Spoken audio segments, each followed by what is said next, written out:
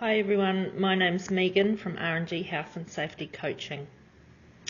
So welcome to this recorded webinar where we're going to take you through the Health and Safety at Work Act and how that relates to you as a landlord or a property owner. Firstly, I'd like to give you a brief background on R&G Health and Safety Coaching. We've been involved with health and safety related programs since around 2003. But more importantly since the introduction of the new Health and Safety at Work Act. We've focused on how it interacts with people and businesses to ensure that it meets the intent of the Act, which is quite different from the old Act. As a result of that, we're really proud that our clients have recorded over 1 million hours of zero harm. In other words, they haven't had any accidents which have required time off work, something everyone aspires to. Of course, this doesn't include minor scrapes or bruises, which require no time off work. Amongst our team, we've had over 40 years of experience, but most recently, and for no particular reason, we've been focusing on the relationship between the Health and Safety at Work Act and landlords and property managers and how it affects them and their requirements. So the first thing we're going to discuss is what is a PCBU. So it's an Australian term. Following the Pike River tragedy and the adoption of the new Health and Safety at Work Act, most of the information and the model has come out of Victoria. And out of that has come the term PCBU, or person conducting a business or undertaking. So as a landlord, are you a PCBU? The answer is quite simply yes. Now you don't need to take our word for it. You can simply Google the phrase, "Are property owners PCBUs?" and you'll come up with heaps of reports from major legal firms in New Zealand that explain that a landlord is a PCBU. It's quite easily defined. Are there services being offered, or is there money exchanging hands? If the answer is yes, then you are a PCBU, which means all health and safety and law need to be applied. So in simple terms, people are paying you money to rent your property, so you are in business and you are a PCBU. So just to explain that a little bit more easily, we've got this diagram here. So as the property owner, you are the officer. You're the person that sets the standards and sets the expectations of how any work's going to be performed or carried out on your property. So that includes any contractors who go onto your property, or as a PCBU, if you go onto your property, then that is your place of work. A rental property manager is also a contractor. So those contractors may employ subcontractors, but everyone who works on that property has a role to play, and everybody must be compliant to the Health and Safety at Work Act. So the Health and Safety at Work Act has been in place now for quite some time. But more recently we're looking at the three acts and how they interact. So you've got the Health and Safety at Work Act 2015. You've got the Residential Tenancies 2016 Amendment Act. So what we talk about in there is included in the Residential Tenancy Act of 1986 regarding to health and safety and so on. But obviously with the new Health and Safety at Work Act, it's become more evident that there's a need to be compliant. And then we've got the 2017 Healthy Homes Act. So what we're talking about in there is what's current in the law at the moment. So obviously we've got insulation coming into play in July, but what we're talking about is what's in place now. So if we look at what is in common in those acts, we've got the Health and Safety at Work Act, which is an enactment of law. So it's really important that we understand that this is an enactment of law, because throughout the other acts, they talk about enactments. So the Health and Safety at Work Act is an enactment. The Residential Tenancies Amendment Act 2016 and the Healthy Homes Guarantee Act 2017 all require that landlords meet enactments of the law. That's all enactments of the law. In fact, one of the section quotes, failure to comply with any other requirement relating to health and safety under any enactment. So what this is and how it all comes together, we've got a circle of compliance. So in section 35 of the Health and Safety at Work Act, it requires a person to ensure that they're operating within the law or within any other enactments. That's irrespective of if it's related to health and safety or not. A PCBU must operate within the law. Then we look at the Healthy Homes Guarantee Act 2017, which talks about landlords' failure to meet obligations in respect of health and safety requirements and how that may result in a $4,000 fine.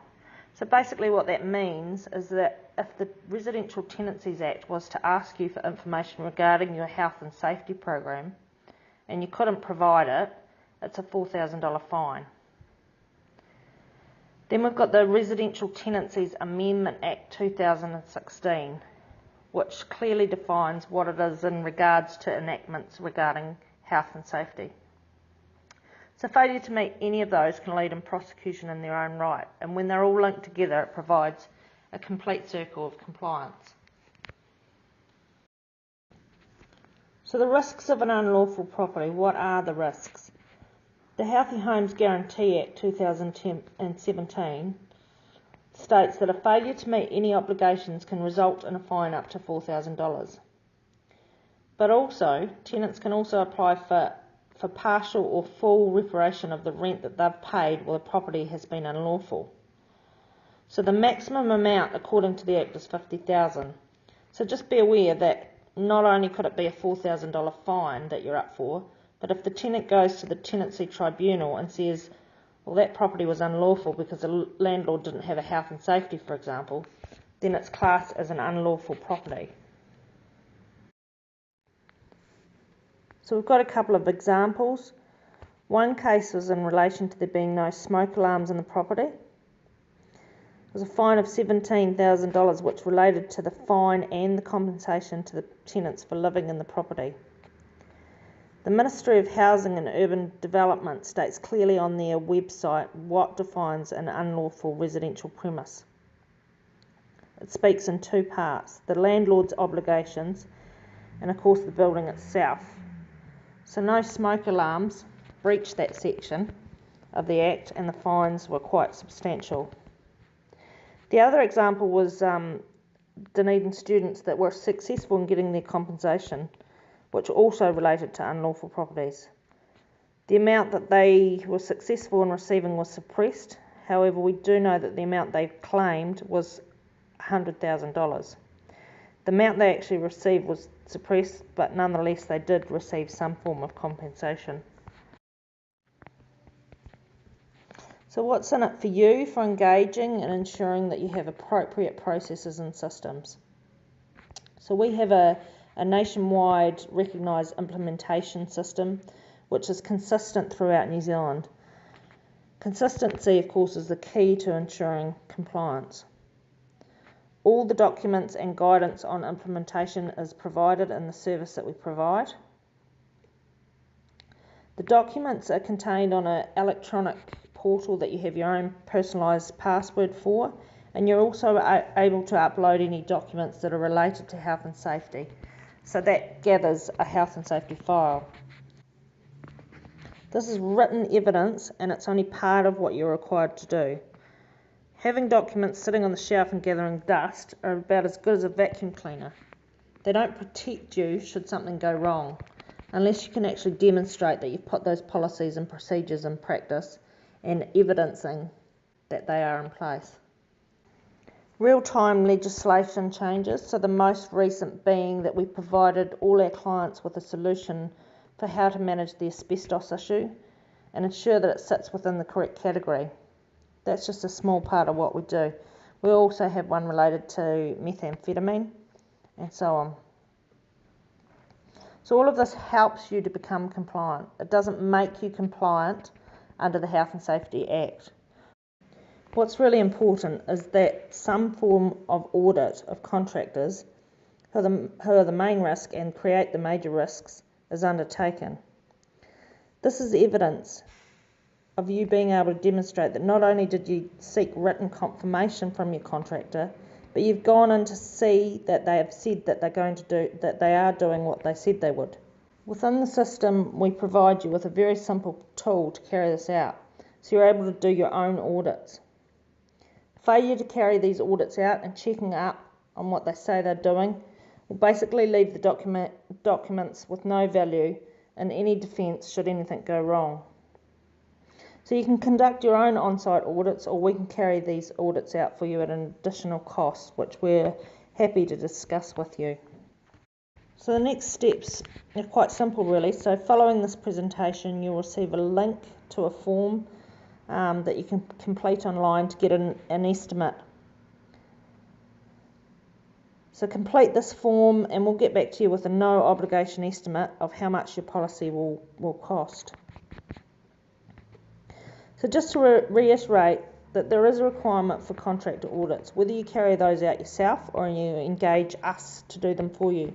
We've got agents across the country who can carry these out, but they must be done.